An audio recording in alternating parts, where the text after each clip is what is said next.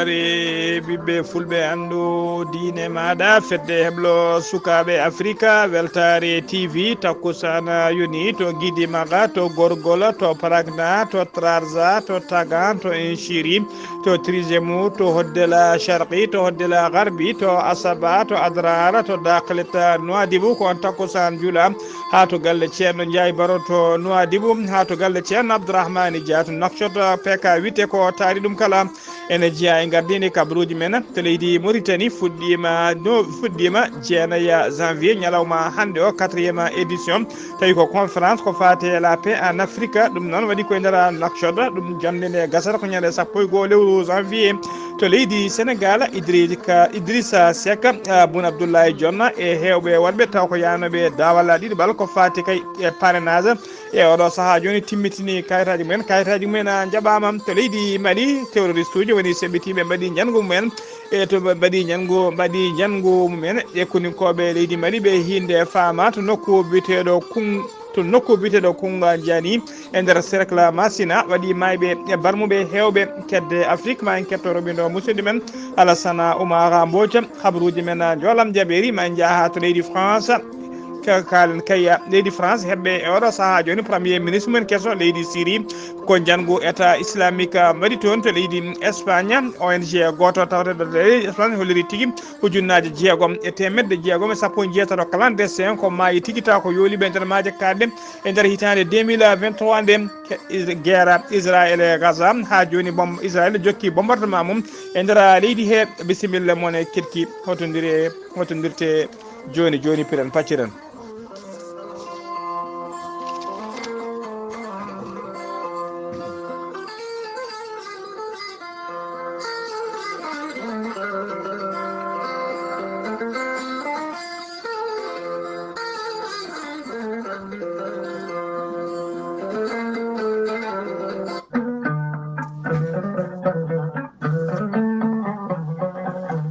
aadi bil aadi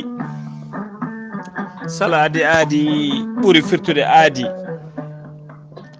ceerno Amadou Tidiane Diallo mo melga wuuro jinneji wi ko firtata aadi mo aadodiri e jayde weltare ɓiɓɓe fulɓe andu diine ma ceerno Amadou Tidiane Diallo ko gando bindi laaɓaɗo leɗɗe jaadiɗo ɓalwal e danwal kala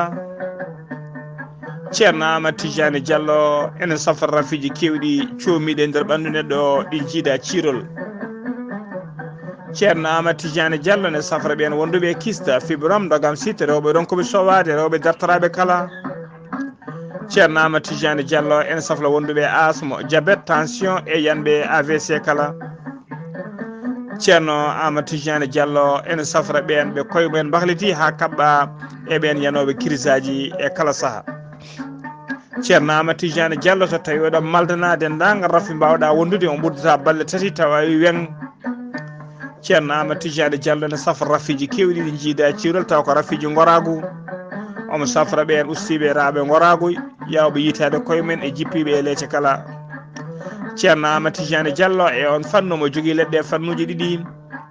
hen fannu goto wiyete ko meeɗi moosa fannu goɗɗo o ko leɗɗe urateɗe awru ɗum joni jiɗɗa hoorema hano hannirta ni ceerno Amadou Tidiane Diallo melga wuuro jinniji ene andina dendagal kirneɓe mum e oɗo saaha joni mo tawe to Paris lamorgo leydi France kala jiɗɗo jokkodirde makko mbatta ko 00 336 04 04 66 27 ceerno Amadou Tidiane Diallo ko bawɗo listihara ko indema dokkatamo o haala ko woni ɓerde ma ha cikka ko toon hoɗi ceerno Amadou Tidiane Diallo ne andina dendagal kileɓe waddede listihara tawateɓe nder dongre afrique ha e dendagal leyɗele kala eɓe jogui numéro weeva tawa kadi ko almudo makko miñi ko wiye ceerno Abdoulaye Diallo numéro mbatta 77 714 94 15 ko on kadi woni base mabɓe to Dakar ceerno Amadou Tidiane Diallo ne andina dendagal kirine mum base makko tawtede Nouakchott nde golla hano hannirta ni enen tawi ɗon miñi ko ene wiye Souleymani Diallo ceerno Amadou Tidiane Diallo ko bawɗo laaɓɗo reedu malaɗo wune cafro rafiji kewɗi ɗi jiiɗa cirol mbadden danɗo faade makko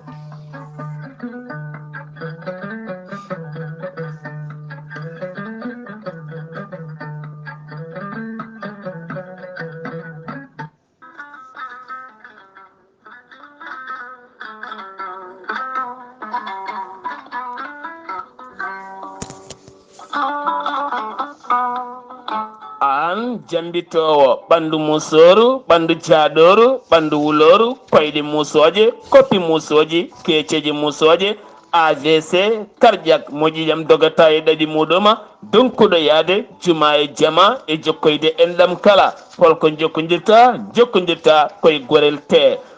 te heeɓe hutortoɓe ɗum jokkodiri e gorel te kolliti oɗo saaha koɓe jambitanno duuɓe kitale kala ɓe mbi'i alhamdulillah gorel te ko kawisaji mawɗi ko haa ko iwru ko to koridinoro ari ko wallude e safrude ha moni kala yiito hen hoore muɗuma gorel te a ittat ko jamireɗa mbaɗa e ndiyam guldam aɗa yara aɗa yiito hen cellal ɓandu maɗa ala effet ala rewam ala haydara ko haako tan wacca ko fewna ha feewi aɗa yara ene lawƴa kala ñabbuji gonnoɗe nder ɓandu maɗa an jiɗɗo jokkodirde e tonggode gorel te walla ni site gorel te janggana hoore maɗa ko jangta e gorel te jahata koto internet a tappa toon www.gorelte.com joni jiya toon ko safrata e ñabbuji cuɗotoɗe ɓalli kala so tawi noon ko tonggode gorel te jiɗɗa hebde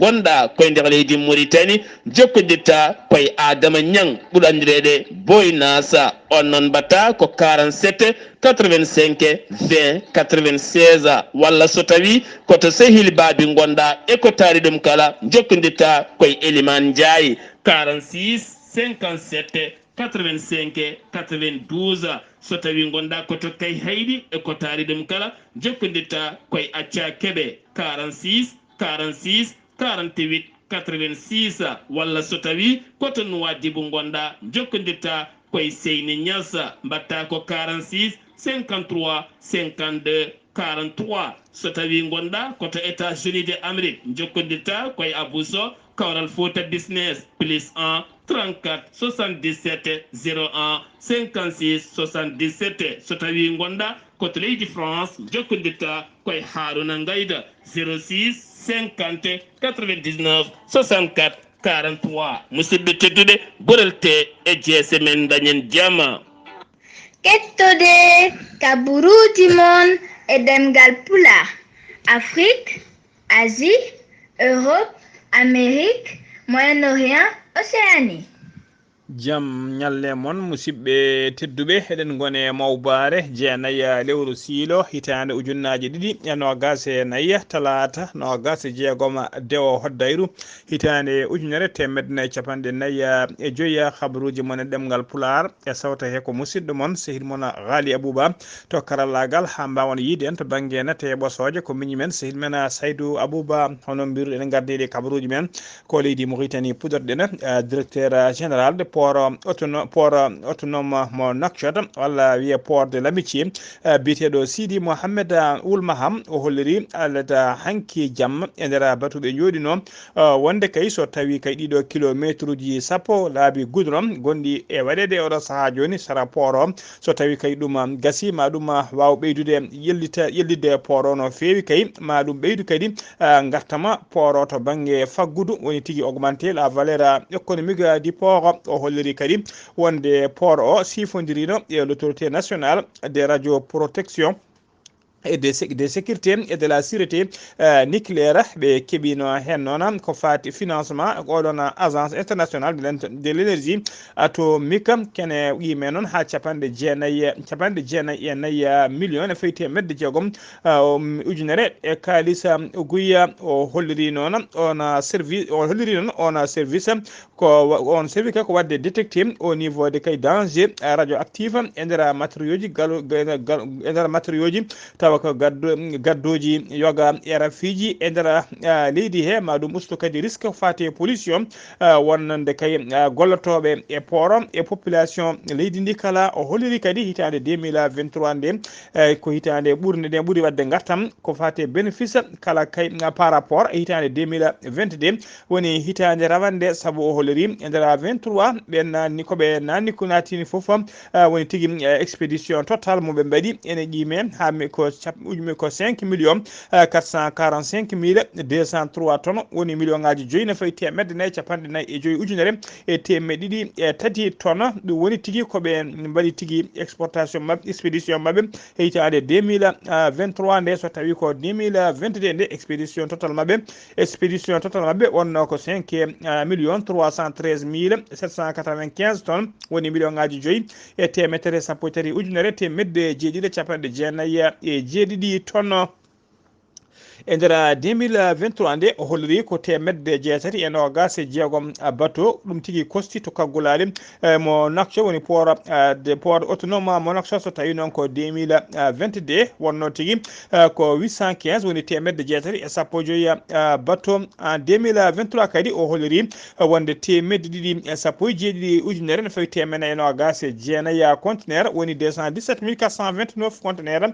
tellinama e nder kaggulade so tawi kay yerondirama e 2022 ko 2023 nde ɓuuri kay saabu 2022 ko jippino tigui taw ko conteneur uji ko temedere capanɗe jeetati e joyi ujunere ene fawi temedde ɗiɗi e capanɗe jeenayyi conteneur ɗum woni ko jippino so tawi noon ko chiffre d'affaires mabɓe e nder 2023 nde o holliri ko 1 milliard 428 mille 615 428 millions 615 mille 95 goya so tawi noon ko 2022 ɓe kemno ko 1 milliard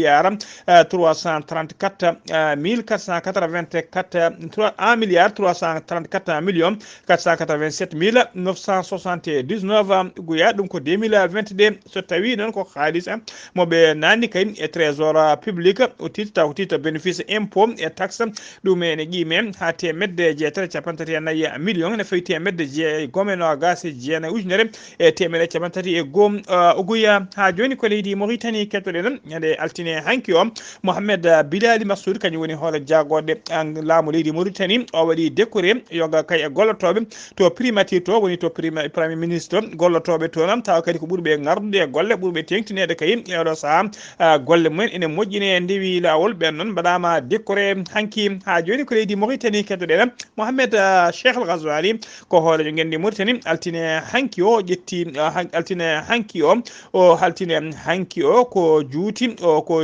o yewtidi to banggue téléphone e nando makko taw ko gardiɗo leydi Espagne hono Pedro Sanchez ɓe jewtidi noon ko fati jokkodiral moƴƴal hakkude leyɗe ɗe ɗiɗi ha tenti noon e cifodiral ɓe cifodiri noon e lewru novembre 2023 ko fati kay e moyen logistique haɓade kay ɗanne suuɗeɗe ndewani lawol fade to leydi Espagne ko hitande 2024 nde dari noon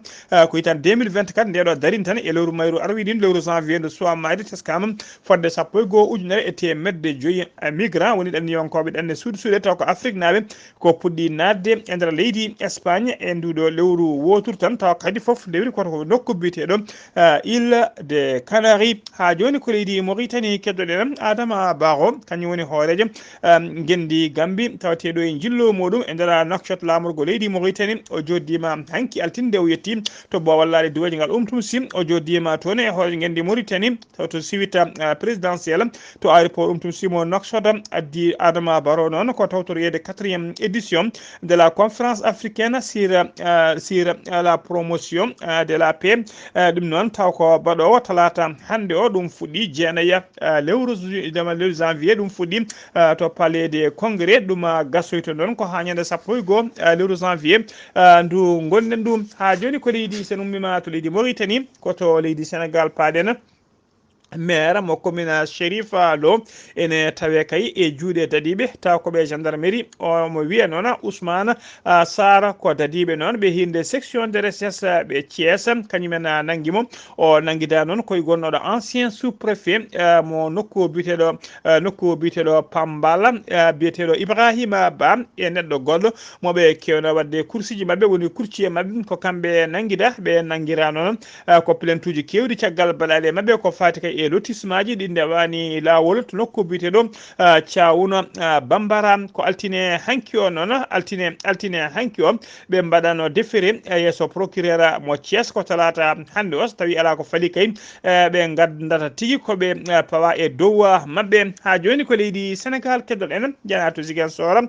suka élève ene wiye p mo yette Sambou ko élève baɗo classe terminal jibina ko hitande ujunnaje ɗiɗi ko kanko nanguira guykata koko hinde braquage o wanno ɗum noon koye nder agence goto taw ko agence nuldowo halis o ƴetti pistule noon o fawi e debbo taw ko gérante agence o namdi ɗum tigui ndi addata kalis ko ɓuuri yaade walla o itta o wonki mum on debbo noon saɗi ha woni holliri tigui wonde ala ɗeɗon koppereje ko ɗon tigui o yalti agence o tawi kadi o fellani ɗum enquête waɗa noon o wawi yitede tawama tigui galle mabɓe o tawama jogui pistude wondude chargeur baɗɗo kuure muɗuma e oɗo saaha joni mo tawi tigui e juuɗe dadiɓe ha joni kabaruji men ɗemngal pulaar to leydi Sénégal ha joni jeeyan to Thiès gendarmerie mo Thiès nana darino doole mum ponno kay haɓade bandiyagal e haɓade kay ittude ñonkoto e nder Thiès e ko taari ɗum kala ko indina mbaɗi noon ɓe mbaɗino patrouille mabɓe togui kañƴene ɗiɗi lewru janvier nde gonɗen du ha jeetati mayru wonde ñalawma hankini ɓe nangui 119 neɗɗo ɓe jiiti kadi hen dépôt carburant taw ko yeyannoɓe dépôt carburant jeeyanoɗo e suuɗere woni clandestin kono noon kadi e nokkuji nayyi goɗɗi taw koto dolo woni sangara to fewnete e to yarate ɓe kepti kadi fodde capanɗe nayyi bidon taw hen bidon kala ko 20 litres essence wondude e groupe électrogène ɓe kepti kadi fodde 13 jaasi wondude e labɓe kewɗe no fewi ɓe jiiti kadi médicament ji kewɗi taw ko balletinoɗi trafic ha joni ko leydi Sénégal kedoɗen Idrissa Seck timmini ha laaɓi ko fate paranaga makko kayim ko ngakkirano ko e oɗo saaha joni o tawtoyi candidat ji kewɗi candidat ji kaydi gaytaji mumen jaɓana o heeɓi noon 45 ujunere temedde jeeɗiɗi capanɗe jeegom e jeetati pare ɗum tigui woni ko heeɓi o ngakkirano noon ko saabu kaymo yaha deuxiéme tour o ngakkirano ko ujunnaje 5 e temedde jeetati pare caggal kay Rose Wardine ko Idrissa Seck woni candidat ɗiɗaɓo taw ko yanoɓe deuxiéme tour kay ñalawma hande o hollirede kay wonde timmini kayitaji mum ha si deuxiéme tour ha joni ko leydi Sénégal keɗoɗenen Darou Salam addani khalifa général des Mourides diyem woni haɗa e mabɓe kay aniyel moɓe kewadde e kala hitande moɓe gaddi hikka o noon teskama tigui oɗon haadiyen noon ɓuuri tigui tekkude hitande rawade nde ɓuuri ñerde saabu kay hitande hikka nde hitande rawade nde ɓe gadduno ko 365 million taw ko franc CFA so tawi noon ko hitande hikka nde koɓe ndendini ɓe gaddi ko 432 million franc CFA cérémonie o no waɗi ko yeeso e dignitaire uji hewɓe toon to Touba ha joni kabaruji men ɗemngal pulaar to leydi Sénégal ha joni compagnie Sénégal ko compagnie laaɗe diwaje ɓe kolliri tigui wonde ɓe keeɓi laaɗe jeetati to ko siɗi hinde L40 cekka togosi noon hen gotel kala hattani mum so fori ko yimɓe 19 nawata ɗen laaɗe noon ɗeɓe keeɓi ɗe kon noon laako noon ɗiɗo laaɗe noon ɗeɓe keeɓi ma waw kay sabade uddida ma won sababu uddidgol aéroport militaire mo Léopold Sédar Senghor tawi ko uddanoɗo guila 2017 koye nder on aéroport taw ko Léopold Sédar aéroport militaire uddanoɗo ko wa uddide tigui ɗiɗon laaɗe diwoje ɗe mbatta wadde ya garta majje tigui e nder leydi Sénégal ummade Dakar faade e nder région ngaji he kala voliji noon commercial e nder ndeɗon aéroport fuɗɗoto ko ñande sappo e joyya lewru janvier ndu gonɗen ɗo voluji gadani noon walla vol mabɓe gadano inaugural taw koye nder on aéroport militaire mo Léopold Sédar Senghor faade nder région ngaji hen vol gadano fayat tigui koto Saint-Louis caggal ɗum noon ɓe ummono tigui voluji faade toon to Kédougou ha joni ko leydi Sénégal keɗoɗen candidat ji kewɗi yanoɓe deuxiéme tour timmitunede kay parrainage mumen ina wayno paasi jaɓanama kayitaji men Mohamed Boun Abdoulaye Dionne gonnoɗo premier ministre e saha kay laamu Macky Sall o kankone gardiɗo kay gardiɗo landa walla mouvement dawrugol biteɗo jonna 2024 talata hande o kanko no tacci oɗon étape des parrainage o heeɓi capanɗe nayyi e jeeɗiɗi ujunere temedde jeeɗiɗi sappo e jeetati capanɗe nayyi e jeeɗiɗi ujunere temedde jeeɗiɗi capanɗe jeeɗiɗi e jeetati parrain woni 47 778 parrain ko ɗum woni ko heeɓi o ɓenni seeɗa minimum jamiraɗo siftinde on noon kala candidat ko famɗi ko kala ma jomum heɓa capanɗe nayyi e nayyi ujunere e temedde ɗiɗi e capantati e goho parrain tawa kadi ko famɗi kala ko nder région ngaji jeeɗiɗi ɗi jiida tawi kadi hen nder région ngaji jeeɗiɗi ko famɗi kala jomum heɓa hen ujunnaje ɗiɗi parrain ha joni kabaruji men ɗemngal pulaar to leydi Sénégal keddoɗen ha joni janggu mbannogo e bis Dakar Dem Dikk tawi ko cocktail molotov bannoɗo hen ha waɗino mayɓe ɗiɗo enquête o gasani ha joni enquête o jofani joni ko goto e wannoɓe jangugu tawa ko dognoɗo ene moltoyde dowlaji dentuɗe Amérique kañum wiya toon teɓam caggal kayne doyen de juge tribunal de Dakar nde wanno e makko tigui ko wiyete mandat d'arrêt woni to yiya kala yo nanggue nder jokli windere nde kala nden noon ko hollirama tigui o tawa tigui oɗo saaha joni tigui omo tawa tigui e nder mono nangga e nder kasuji taw ko nokku biteɗo Pennsylvanie to dowlaji dentuɗe Amérique e nder centre taw ko centre détention ɓiɗona immigré omo wiye Sayera Fala ko militant landa Pastef o ummino noon ko Dakar ummiri ko Dakar ko toon tigui o ƴetti lana ndi wakka to aéroport Blaise Diagne o yaɓani leydi Turquie caggal ɗum noon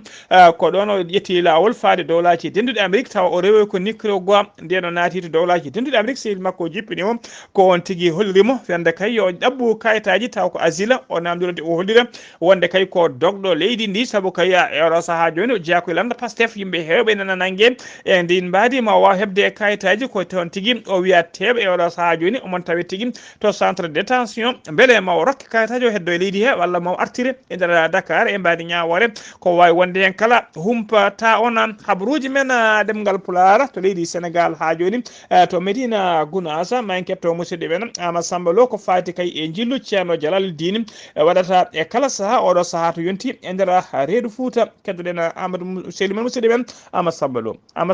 assalamu aleykum wa rahmatullah.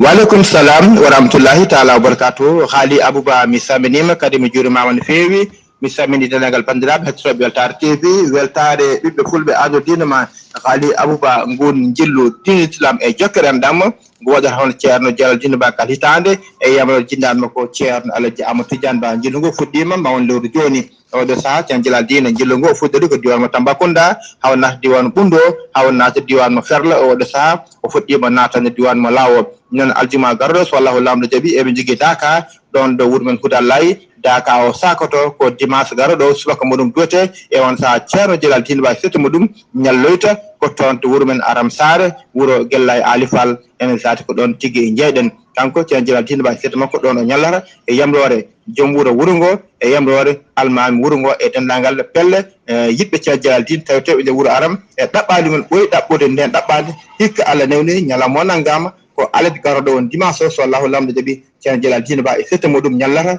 koto wuuro men Aram denagal bandiraɓe kala ene tintine ene ciftine kono gal era ha tengti e denagal guure takkiɗe Aram Sare e ko takki ɗum kala e kuɓalla ko musidɗo on Amadou Samba Lo ɗo e Madina Gounass gorko mo Aram kono hande jooɗi o titto ngo Madina Gounass fewde weltare TV weltare ɓiɓɓe fulɓe adu dine ma Ghalii Abuu Allahumma amin. Ama Samba Lo ceerno so ñalli aram ñande hen de mbaruɗi ngakkata kabaruji men ɗemngal pulaar to leydi Mali paaɗen to leydi Mali to wuuro wiyetego Kunga Diani ene tawe nder cercle Massina ko semɓetiɓe tuufino toon faama wonnoɓe woni force armé malien wonnoɓe e patrouille men altine hanki o sanga 11h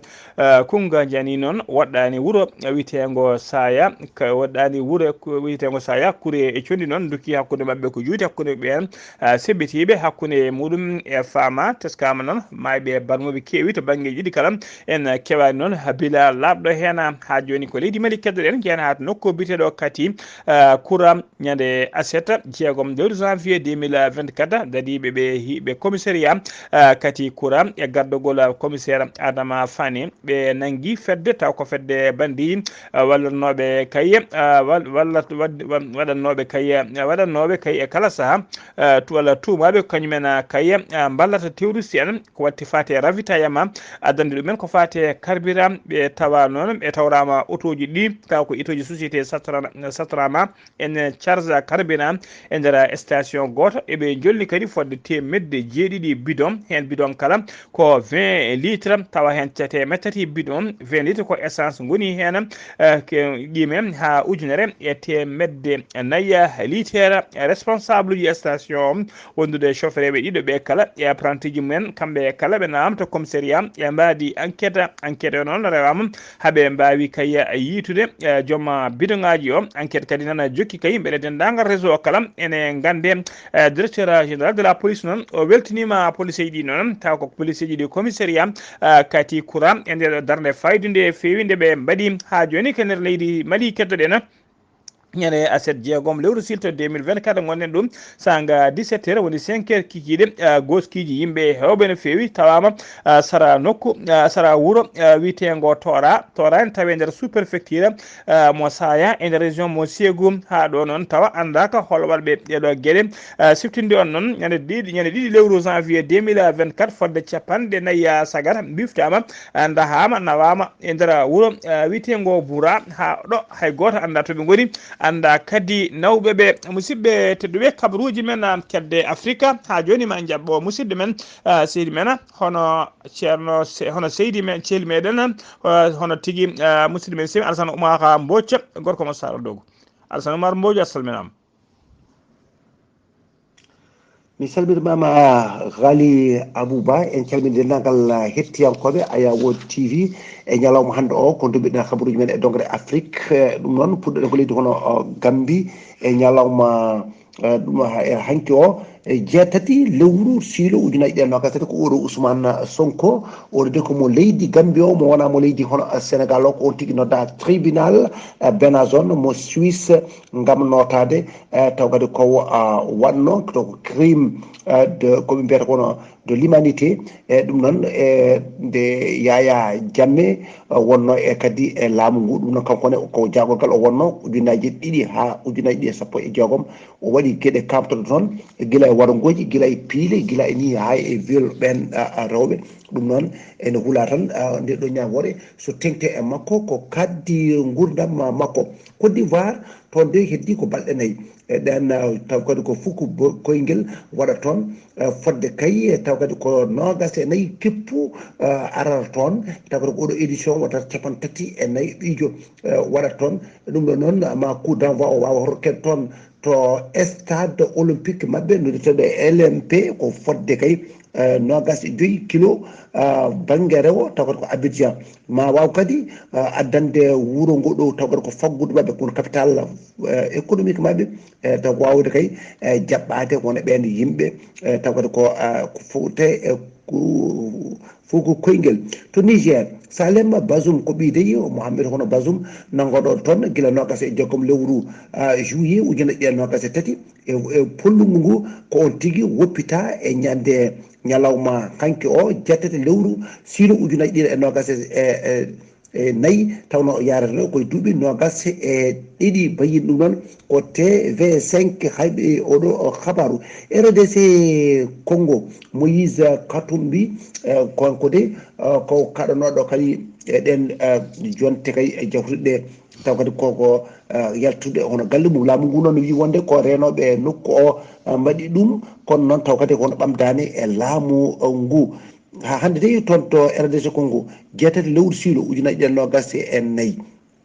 ɓen wonnoɓe hono recours ko fatte noon e ɗin taw kadi ko taw kadi ko présidentiel o banno toon wote ɗe guila nogas lewru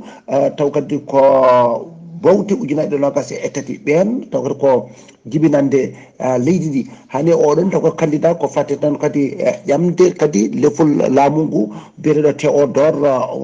Ngoyi ko kanko de ari kadi cakkitto e ɗiɗo wuuteji mbaɗɗi toon ɗum noon ɓe mbawi seni o caggal kay nde bayyino ɗin kadi ko jencudi guila 3 lewru kono bawɗo ujunere e nogas e tati rokkude polgu kay taw ko Félix taw kadi ko Cikedi taw kadi ko dañjo 7 ɗen taw kadi ko daade ɗum noon ko ñalawma hanki o wonno 7 lewru taw ko sino ujunere ɗiɗi e nogas e nayyi tinisi taw ko dewde ɗum ɓe ko ƴeewoɓe ko fate kon taw kadi ko nebam olive ɓe nde en joguiɗen caɗele cankol ɗum nde nguleyki kewki attoon hani e yoro ngo waɗi noon ɓe mbawi kadi hono dañde wona ɗen kadi wasde dañde koɓe dañatno ko e ɗin kadi taw ko liggortoɓe ko ɓuuri hewde kadi ko rewɓe kadi mbaɗatno ngal ɗo gollal ɓe mbi ɗum ma won hono temedere taw kadi ko ene wayno taw ko gollordu ene wawi tawi e kala hitande ene usto tigui rigui e oɗo kadi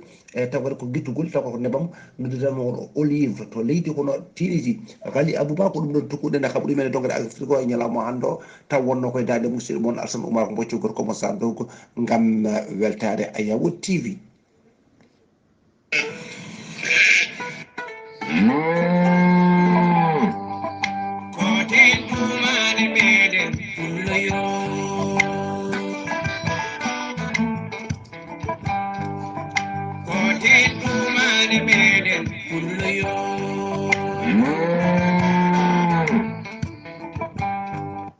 Alassane Oumar Mbodj golle ma jooɗi peewi ko anudde kabaruji men e dongre Afrique takkusan yoni ha to galle ceerno Ndiaye Baro to Nouadhibou ko on takkusan juula ha to galle ceerno Hadi mo ceerno Ndiaye Ba to babaɓe kabaruji men ɗemngal Pulaar to leydi kabaruji men jollam jaɓɓeri ko to leydi France puɗɗoɗen leydi France heeɓi hoore jagorɗe mum kesso taw woni nouveau premier ministre ko biteɗo Gabriel Attal ko on tigui Emmanuel Macron hoore leydi France wi ardini waɗi ɗum hoore jagorɗe o lumti noon ko debbo biteɗo Elisabeth